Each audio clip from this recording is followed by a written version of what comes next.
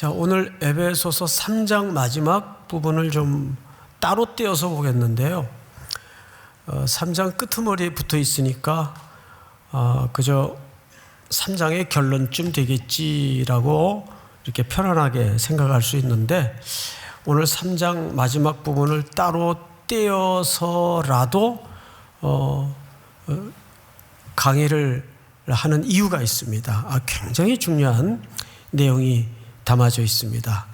자, 그러기 위해서는 우리 3장에 어떤 내용이 있었는가를 한번 잠깐만 스케치를 좀 해볼까요? 사도 바울이 3장 1절에 보면 자기가 갇혔었다, 또 갇힌 자라는 표현을 써요. 그건 사실상 어떤 의미에서는 지극히 개인적인 고난, 개인적인 환난이지 않습니까? 근데 이 엄중한 성경에다가 자기가 겪었던 그런 개인적인 고통을 왜 굳이 기록을 했을까? 이런 이유 때문에 그래요. 바울도 오로지 하나님의 말씀에 순종해서 복음을 전한 것밖에는 없는데, 계속해서 힘겨운 일들이 부닥치고 반복되더란 말이죠. 굶기도 하고 또 툭하면 쫓겨다니고, 마지막에는 사람이 가서는 안 되는 장소인 감옥에까지 들어가게 돼요. 그러나 그런 것을 연거푸 거듭 반복해서 마주할 때 얼마나 성도였지만, 사도였지만 혼란스러웠겠어요. 이게 뭘까? 왜 내게 자꾸 이런 어려움이 거듭되고 반복되는 거야? 그러다가 사도 바울이 이 환난의 비밀을 알게 됩니다. 그것이 3장 앞에 부분의 이야기예요. 이게 나라는 존재의 개인적인 환난의 의미를 넘어서는구나. 놀랍게도 하나님이 계시의 비밀을 통해서 깨닫게 해주시는데, 하나님의 우주적인 경영에 자기의 고난과 환난이 한 부분 이유로 작용이 되고 있다는 걸 깨닫게 되었어요. 이 말은 왜 중요하냐 하면, 우리 청년들도 이런 일을 비슷하게 겪겠죠. 예를 직장에서도 그렇겠고 캠퍼스에서도 그럴 거예요. 이게 왜 자꾸 나한테 이런 일이 반복될까? 처음에는 단순하게 자기 개인적인 환난의 차원에서만 이해가 머물러요. 그리고 그게 뭔지 또 이유를 잘 모를 때가 대부분이에요. 그러다가 어느 날 하나님의 계시의 비밀을 열어주듯 깨달음을 통해서 이런 경제적인 핍절, 개인적인 환난이 하나님의 큰 우주적 계획 속에 어떤 작용과 이유로 설정이 되어 있었구나. 그걸 바울이 깨달은 거예요. 더 궁금하죠? 그게 뭔데? 그게 뭐길래? 알고 보니까 교회와 이방인들에게 복음이 전파되도록 하나님이 끊임없는 환난의 공고한 어려운 길로 자기를 내몰았다는 사실을 깨닫게 되었어요. 그래서 나에게 닥쳐진 환난이 단순히 개인적인 차원을 훨씬 뛰어넘어서 이방인과 교회를 향한 하나님의 영광이 드러나게 하는 도구로 이 개인의 환난이 활용되었구나를 깨닫게 된 거예요. 그러면서 생명의 주께서 죽은 자 가운데 살리시는 그 능력을 통해 아들 예수 그리스도를 살리셔서 하나님 어디에 앉히셨다고 돼 있죠? 우편에 앉히셨다고 돼 있어요. 거듭 말씀드리지만 우편에 앉히셨다는 말은 무슨 뜻이라고 설명을 여러 차례 드렸는데, 상속자만이 앉는 자리예요. 거기 그리스도를 앉혔는데 더 기겁할 일은 우리를 함께 앉히셨다고요.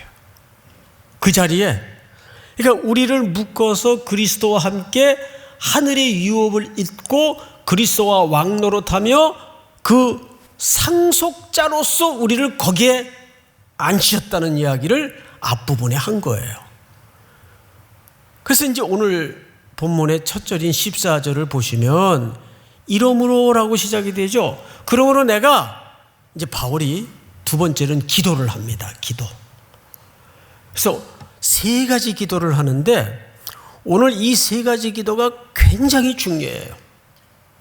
왜냐하면 그것은 우리 청년들이 평생 하나님 앞에 기도할 때 붙잡히고 붙들어야 될 기도의 제목이기도 합니다. 14절을 한번 보십시다. 이러므로 내가 하늘과 땅에 있는 각 족속에게 이름을 주신 아버지 앞에 무릎을 꿇고 빈다, 이렇게 돼 있어요. 자, 여러분 우선 15절을 보시면 이름을 주신 아버지라고 돼 있어요. 여러분 여기 이름을 준다는 말은 창조주만이 하는 행위입니다. 그 원리를 우리 인간의 관계 속에도 하나님이 슬쩍 묻어놨죠. 예를 들어서 제가 자녀를 낳았다. 그러면 그 자녀에 대한 이름을 누가 줍니까? 제가 이름을 주어요. 아무개 이렇게 이름을 주어요. 그렇듯이 하나님께서 이 세상을 만든 다음에 에덴 동산에 아담을 왕으로 두셨어요. 그리고 이름을 주는 그 권리를 아담에게 부탁을 한 거예요. 어떻게 하나 봤어요. 아담이 이건 곰, 이건 사자, 이건 고양이, 이건 토끼, 이렇게 이름을 주었어요. 그러니까 하나님의 대리자로서 아담에게 그 역할을 맡긴 거예요. 그러니까 다시 말해서 성경 전체에서 이름을 준다는 말은 창조주만이 하실 수 있는 행위입니다. 근데 놀랍게도 오늘 15절을 보니까 그 창조주만이 할 수 있는 이름을 주시는 행위자인 하나님을 바울이 뭐라고 부르고 있어요? 아버지. 그분이 누구라는 거예요? 아버지. 여러분 헬라 말에 아버지라는 단어가 어떻게 부르는가 하면 한번 우리 따라서 해보십시다. 파테르. 좋아요. 다시 한 번만. 파테르. 이게 뭐라고요? 아버지. 그런데 여기에서 파생된 단어 하나가 뭐냐면 파르티아. 따라서 해보세요. 파르티아. 다시 한 번만. 파르티아. 파르티아가 아니고 제가 잘못 얘기했네. 다시 한 번만. 파테리아. 한 번만 더. 파테리아. 이 말이 아버지라는 파테르에서 파생이 됐어요. 파테리아. 근데 이 파테리아라는 말이 무슨 뜻인 거 아니? 족속이라는 뜻입니다. 14절을 볼까요? 그럼 이러므로 내가 하늘과 땅에 있는 각 누구에게, 이 족속이라는 말이 파테리아입니다. 그러면 자, 이제 저를 보세요. 이게 사도 바울의 의도적인 언어 유희예요. 말놀이예요. 그러니까 하나님은 이 세상을 원초적으로 창조하실 때 아버지로서 누구에게 칭송을 받으셔야 하는 분입니까? 모든 족속에게. 그런데 아담의 범죄로 인류에게 죄가 들어오고 타락이 일어나고 자식들이 소도 어미를 알고 외양간이 어딘지를 아는데 놀랍게도 하나님의 자녀였던 우리가 그 하나님을 아버지로 모르게 병이 든 거예요. 죽은 거예요. 그러니까 이 표현 속에는 어마어마한 선교적 미션이 담겨져 있습니다. 그래서 파테르, 아버지, 그 아버지는 뭘 파생시켰다고요? 거기서 족속이라는 파테리아라는 단어가 등장을 해요. 그러니까 원래 하나님이 세상을 만드실 때는 이 천지 만물이 다 아버지로 그분을 높이도록 돼 있어요. 각 족속이 또는 모든 족속이, 그러니까 모든 족속이 구원을 얻기까지 하나님의 일하심과 하나님의 열심이 쉴 수가 없는 거예요. 여러분, 만약에 여러분들이 결혼을 해서 아이를 낳았다 합시다. 근데 아이가 집을 나가고 아이를 잃어버렸어요. 그러면 하루 종일 아이를 찾겠죠. 아유, 그냥 뭐 없네. 내일 또 한번 찾아보자.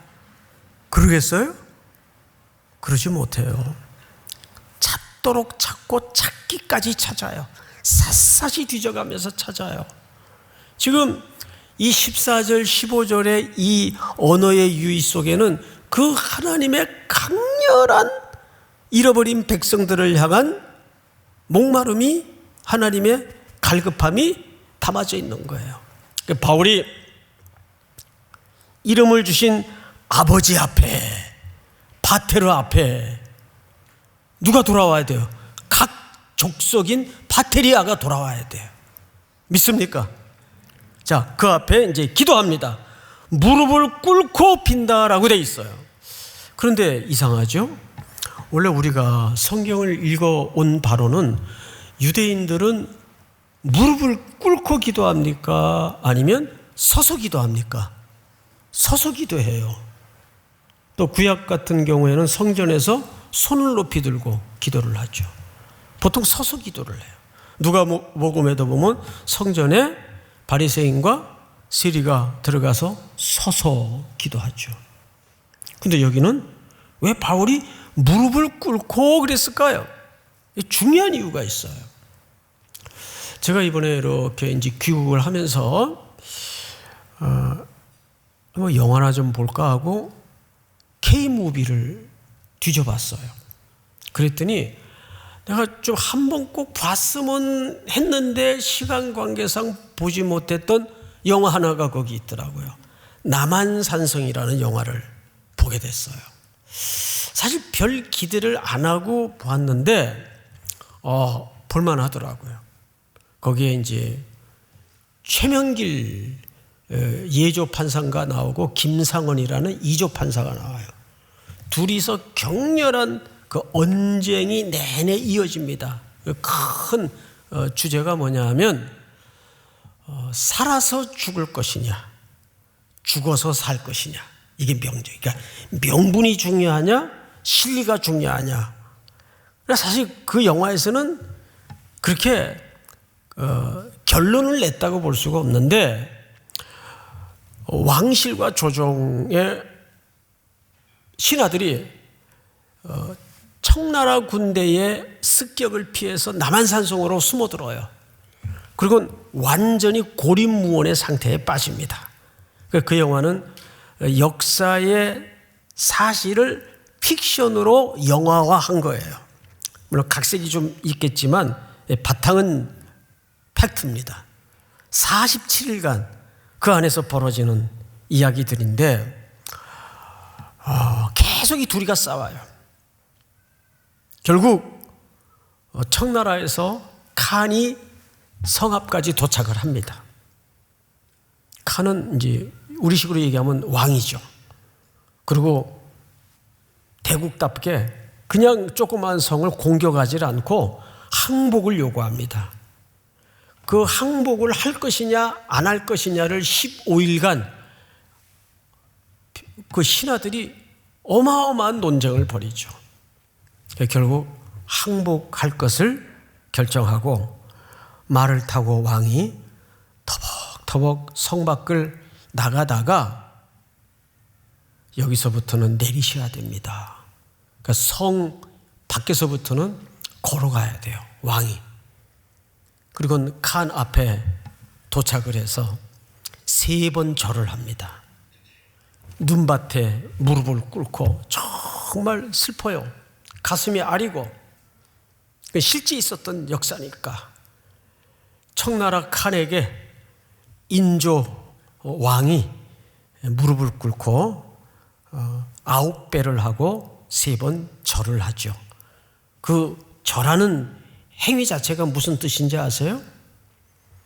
이제 당신은 나의 주인이 되시고 나는 주인께 모든 권리를 내려놓고 항복하고 복종하겠습니다 뜻이에요. 그러면 사도 바울이 이 본문에다가 왜 무릎을 꿇고 비노니라고 했을까요? 여기 아주 깊은 기도에 대한 새로운 이해가 일어나야 돼요. 보통 우리가 기도할 때는 어떤 필요, 어떤 원하는 거에 따라서 기도할 수 있어요.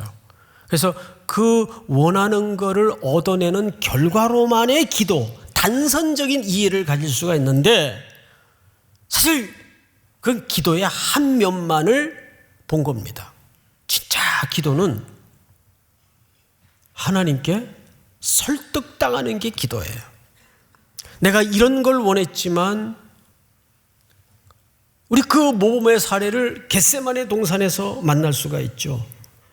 너무도 다가온 죽음의 잔해 시간이 혹독히 힘들어서 온전한 인간의 몸을 입으셨던 예수님께서 겟세마네 동산의 마지막 밤을 아버지하고 깊이 치열하게 기도를 합니다.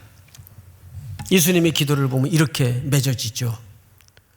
할 수만 있다면 아버지께서 이 잔을 내게서 지나가게 하시되 내 원대로 마옵시고 아버지의 뜻이 이루어지기를 원하나이다. 이게 진짜 기도예요. 기도라는 것은 내가 A를 구하지만 하나님 내가 정말 아닌 B를 주시더라도 복종하겠습니다. 제 가까운 친구 중에 하나는 총각 전도사 때 결혼을 해야 될 거 아니에요. 그때는 뭐 27만 되면 다 결혼 끝날 때니까 결혼을 해야 되는데 이렇게 기도를 했대요. 그 주일학교 교육전사를 맡고 있었는데 그 여러 여선생님들 중에 저 자매만 빼고 누구든지 좋습니다 그랬대. 실제. 예. 저 자매만 빼고 누구든지 좋습니다. 그런데 하나님께서 그 자매를 딱 붙여주더래요. 도망 다녔대요. 너무 싫어서. 그런데 이 목사님이 보통 분이 아니에요. 그걸 순종한 거예요. 우리 교육자들에게는 좀 그런 면이 있어요. 이거 운명이 하나님의 뜻인가 보다. 뜻이라는데 어떡할 거예요. 그래서 울며 겨자 먹기로 그 자매랑 결혼을 했어요. 그리고 40년 가까이 세월이 흘렀는데 모두가 그 사모님에 대해서 평판하기를 최고의 사모, 완벽한 사모라는 칭송을 아끼지 않아요. 사람은 그저 눈에 보기에 좋은 거, 화려한 거, 그럴듯하게 보이는 거, 이런 거 따지는데 하나님이 볼 때는 아니다. 그거 아니다. 그러니까 하나님의 시선은 우리보다 훨씬 정확하고 높아요. 믿으십니까? 네. 이건 실화입니다, 실화. 이거 어디라고 제가 말을 보태겠어요. 그래서 그 사모님을 뵐 때마다 은혜가 돼요. 네? 은혜가 돼요. 그리고 그 친구 목사님도 너무 훌륭해 보이고, 야, 너 참 대단하다. 그걸 어떻게 순종을 했냐. 그 뒤에 뭐 얘기가 많은데 제가 생략을 한 거예요. 그러니까 무릎을 꿇고 기도한다는 것은 제가 복종하겠습니다. 그 뜻이에요. 그래서 사도 바울이 3가지를 기도해요. 지금부터 3가지를 잘 기억하세요. 우선 무릎을 꿇고 기도한다는 것은 그런 뜻이라면 또 하나 여기에 중요한 이유가 있습니다. 내가 이제 무릎을 꿇고 기도하는 그 대상인 하나님께 모든 나의 미래 운명을 맡기고 의지하겠다는 항복선언이에요. 맞죠? 네. 모든 걸 맡기고 의지하겠다는 항복선언이란 말이에요. 그런데 요즘 이렇게 TV를 보다 보면 이렇게 무당 같은 것들이 많이 나오는지 모르겠어요. 아주 그 옷 색깔만 봐도 보기 싫어요. 그리고 타로점, 뭐 사주, 이런 게 요즘은 이 TV 영향 탓인지 몰라도 우리 젊은 친구들의 놀이 문화가 돼버렸어요. 여러분 다시 얘기합니다. 놀이로라도 하지 마세요. 흉내라도 내지 말라 그래서 악한 거는 그건 우상숭배예요.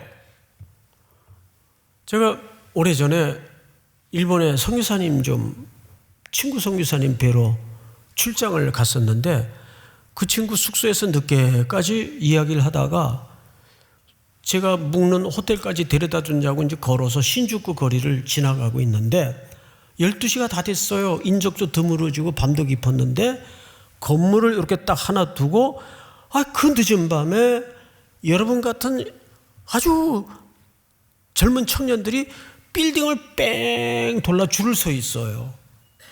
야, 저게 뭐냐 그랬더니 그거 한번 따라가 보래요. 뭐가 있나. 그래서 그 줄을 따라서 끝을 갔더니 저처럼 이렇게 넥타이를 단정하게 맨 젊은 친구가 양쪽에 등불을 2개 이렇게 켜놓고 점을 쳐주고 있어요. 점을. 그 청년들의 미래에 대해서.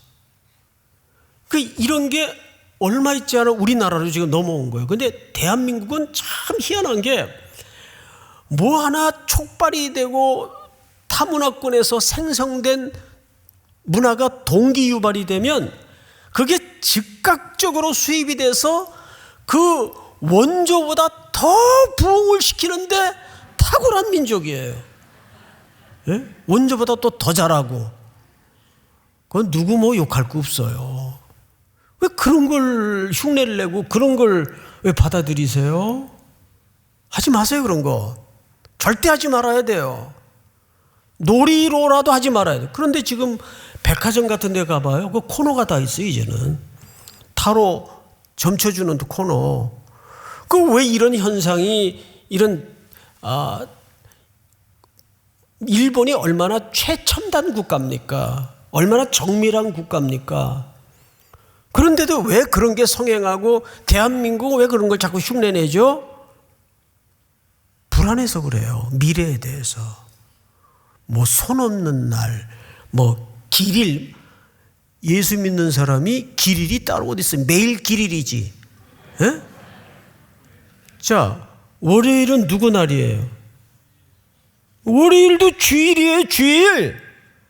화요일은 주일이에요. 주의 날이에요. 그러니까 길일이 따로 어디 있어요? 우리가 무릎을 꿇고 기도하노니라는 말은 그런 미래의 문제에 대해서도 하나님 앞에 전적으로 내 운명과 내 시간을, 내 삶을 의지하고 믿고 맡긴다는 뜻이에요. 다시 말하지만 이쪽으로 가야 성공을 할까 저쪽으로 가야 실패를 할까, 이게 우리에게는 큰 의미가 없는 게 여러분 자체가 하나님이 임마누엘 되셔서 동행하시는 복의 존재요 통로이기 때문에 벌판에 갖다 놔도 요셉의 통로가 되는 거예요. 예? 이 회사 저 회사 그런 거 자꾸 따지지 마세요. 사막에 여러분들이 던져줘도 여러분들 자체가 복이기 때문에 복덩이가 되는 거예요. 통로가 되는 거예요. 환경이 중요한 게 아니란 말이에요.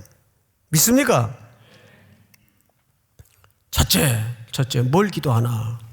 그래서 16절을 보시면 그의 영광의 풍성함을 따라 그의 성령으로 말미암아 너의 속사람을 능력으로 경건하게 하시오며. 자, 저를 보세요. 첫 번째 기도가 뭐냐면 속사람을 강건하게 해달라는 기도를 합니다. 왜? 늘 우리는 불안하고 흔들리니까. 여러분, 거세게 몰아치는 그 강가에 한번 서보세요. 그 물살이 얼마나 급해요. 근데 거기에 가만히 서 있으면 어떻게 될까요? 쓸려 내려가고 또 내려가죠. 거기 서 있는데도 이 근력이 단단해서 강해야 돼요. 그래야 떠밀려 내려가지 않고 쓸려 내려가지 않을 수 있어요. 세상은 조금이라도 우리가 넉넉히 있으면 확 쓸어 가려고 오만 미혹과 유혹으로 우리 청년들을 넘어뜨리려 하기 때문에. 그러면 속사람을 강건케 한다는 말은 무슨 뜻인가 하면, 어떤 사람은 그래요. 요즘 무슨 템플 스테이션 같은 명상훈련, 수양훈련, 또 휴식, 이런 걸로 우리 속사람이 강건해지는 줄 알아요. 어느 정도 흉내는 낼 수 있지만 근본적으로 그런 것들이 우리 속사람을 강하게 하지 못합니다. 성경은 뭘로 강하게 되는가를 이렇게 정의를 해요. 16절을 다시 보세요. 그의 영광의 풍성함을 따라 그의 성령으로 말미암아. 믿습니까? 우리 속에는 이미 성령님이 내주하시기 때문에 그 성령으로 말미암아 죽은 자를 사망에서 일으키시고 부활하시게 하시는 하나님의 성령, 그 성령으로 말미암아 에스겔 골짜기의 마른 뼈다귀들이 서로 연결이 되고 힘줄을 얻어서 하나님의 군대로 일어나는 것도 성령님의 역사였어요. 인간은 개발을 하고 훈련을 하고 수양을 해서 나아지거나 고쳐지는 존재가 아니란 말이에요. 내 속에 성령님이 주장을 하시고 성령님의 역사가 일어나야 돼요. 끊어야지, 안 해야지, 안 돼요. 자기 의지 가지고 안 돼요. 오죽했으면 인간의 의지를 상한 거미줄 같다 그랬어요. 만물보다 거짓되고 부패한 것이 인간의 마음이에요. 그래서 우리 속에는 나아질 아무 건덕지가 없기 때문에 성령님이 내 마음속에 들어오셔서 내 안에 사는 것이 성령님이 이젠 사는 거예요. 그분께 믿음으로 맡기는 거예요. 믿습니까? 기독교는 인간을 고치거나 인간을 개발하는 종교가 아니에요. 새롭게, 그런즉 그리스도 안에 있으면 새로운 피조물이라. 이전 것은 지나갔으니 보라 새 것이 되었도다. 새롭게 창조를 하셨다고요. 믿습니까? 두 번째 기도 제목이 뭐냐면 17절 우리 다 같이 한번 읽겠습니다. 시작. 그리스도께서 너희 마음에 계시게 하시옵고 너희가 사랑 가운데서 뿌리가 박히고 터가 굳어져서 능히 모든 성도와 함께 지식에 넘치는 그리스도의 사랑을 알고. 자, 저를 보실까요?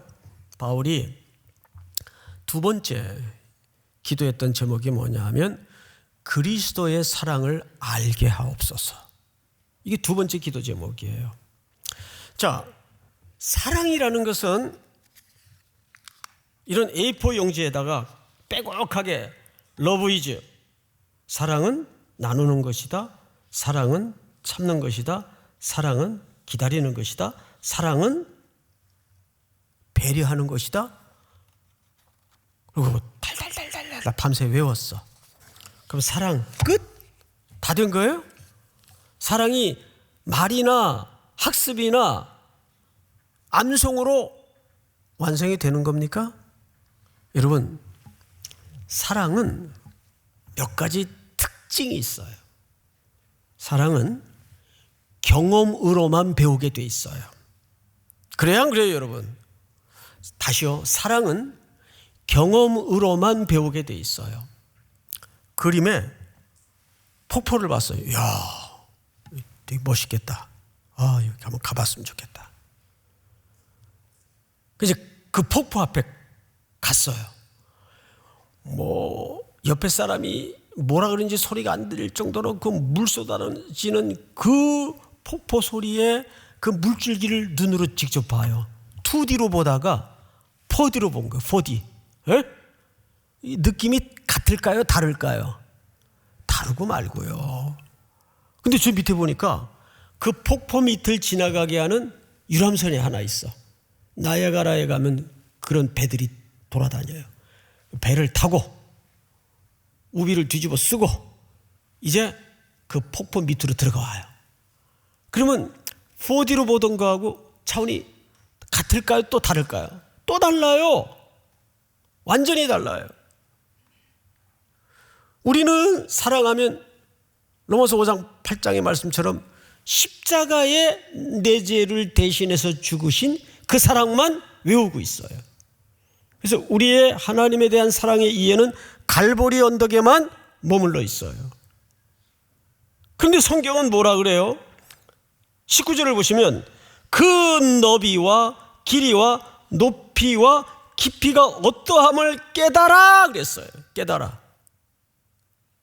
이건 경험으로만 배울 수 있는 사랑의 진득한 속성입니다.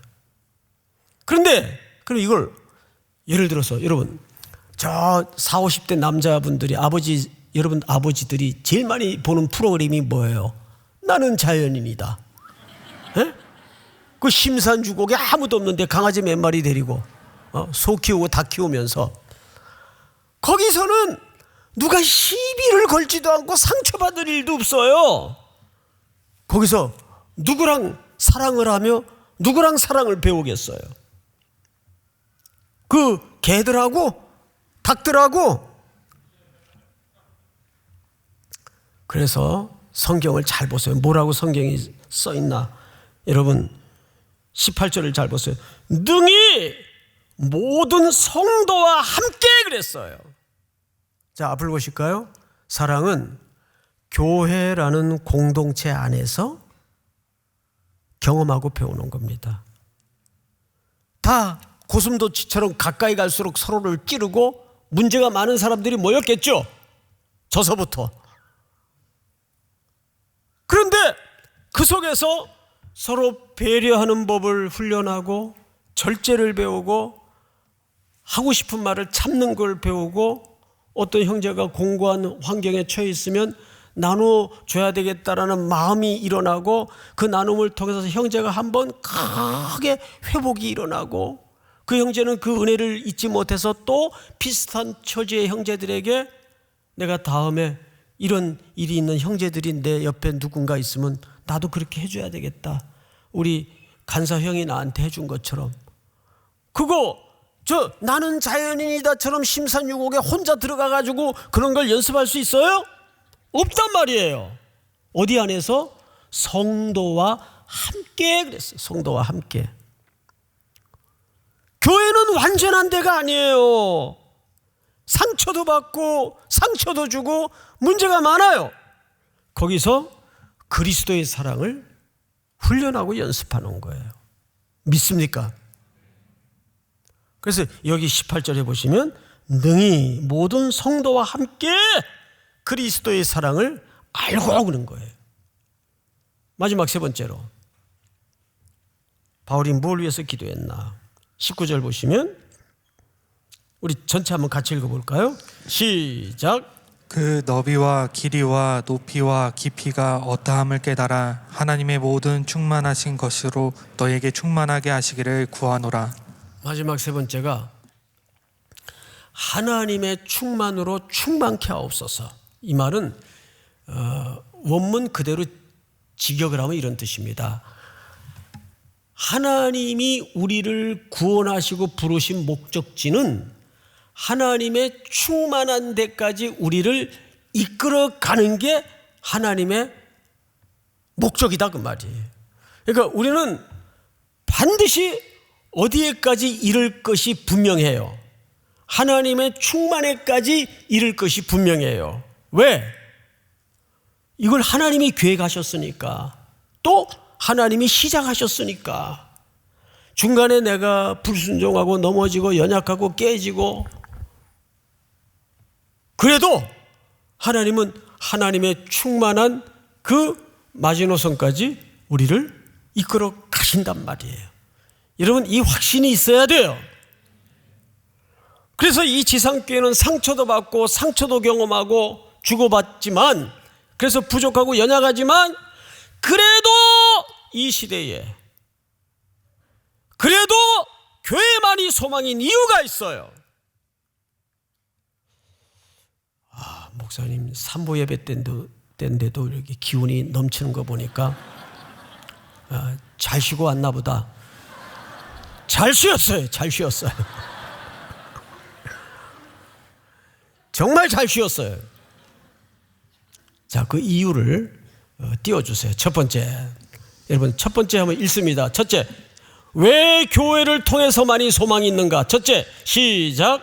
능력의 하나님께서 교회를 통해서 일하시기 때문이다. 네, 하나님은 이 세계와 이 세상의 경영을 교회를 통해서만 일하시겠다고 작정하셨어요. 그래서 그 머리를, 교회의 머리를 그리스도로 두셨다고요. 두 번째, 시작. 그리스도 안에 있는 교회를 통해서 영광을 받으시기로 작정하셨기 때문이다. 그리고 그 교회를 통해서만 영광을 받으시기로 작정하시고 계획하시고 예정하셨다 그 말이에요. 그러니까 교회가 왜 소망일 수밖에 없는가에 대한 지금 설명이에요. 자, 세 번째, 시작. 교회의 능력은 우리에게 있지 않기 때문이다. 네, 교회의 능력은 너희 1년에 예산이 얼마야? 몇 명 나와? 뭐 유명한 사람 누구 있어? 의사들이 몇 명이야? 이런 게 교회의 능력이 아니라고요. 믿습니까?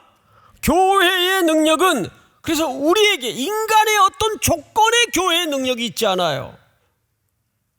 마지막 네 번째, 시작. 우리가 부족하고 연약함에도 그분의 사랑이 다시 일어설 수 있는 근거이다. 하나님의 행동 원칙은, 기초는 사랑이에요.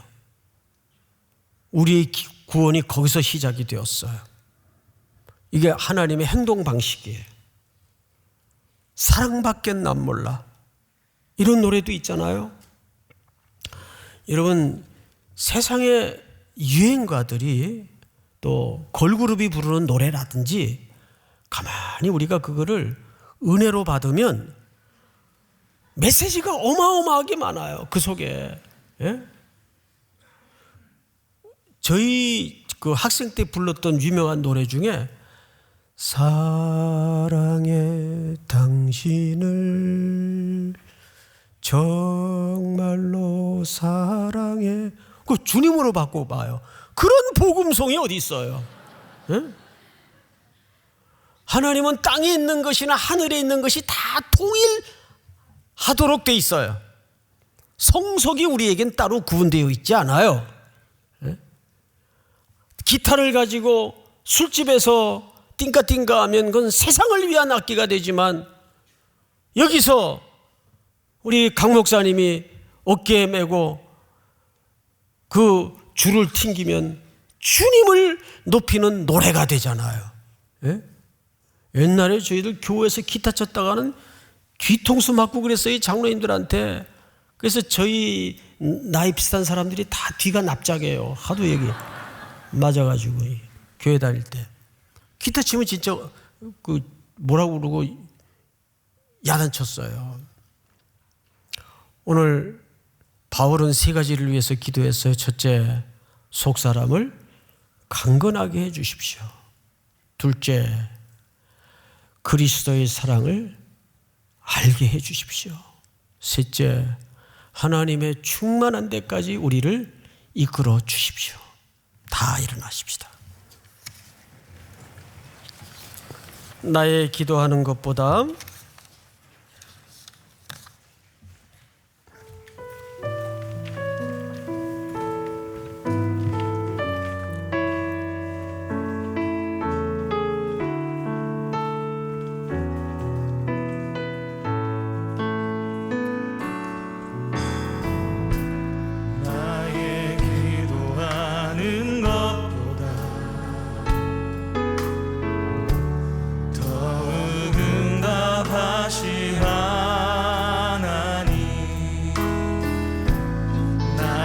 생각하는 것보다 더욱 이루시는 하나님, 우리 가운데 역사하신 능력대로 우리들의 간구함을 넘치도록 능히 하실 주님께 모든 영광과 존귀 찬양과 경배를 올릴지어다. 모든 영광과 존귀 찬양과 경배를 올릴지어다. 우리 다시 한번 모든 영광과 우리 다시 한번 손을 높이 들고 찬양합니다. 존귀 찬양과 경배를 올릴지어다. 모든 영광과 존귀 찬양과 경배를 올릴지어다. 다시 한번 모든 영광과 영광과 존귀 찬양과 경배를 돌릴지어다. 모든 영광과 존귀 찬양과 경배를 돌릴지어다. 우리 서신 채로 통성으로 기도할 때 오늘 주신 바울이 세 가지 기도 제목을 우리의 기도 제목으로 삼는 기도를 드렸으면 좋겠습니다. 하나님, 이 풍랑 거센 세상 속에 버티기 위해서는 우리의 속사람이 강건해져야 되겠습니다. 내 속사람을 흔들리지 않게 강건케 하옵소서. 그리스도의 사랑을 깨달아 그 깊이와 높이와 넓이를 알아가는 은혜를 허락해 주시고 하나님의 충만한 데까지 우리의 모든 삶을 충만케 하여 주시옵소서. 우리 한번 주여 부른 다음에 통성으로 기도합시다. 주여, 사랑하시는 하나님,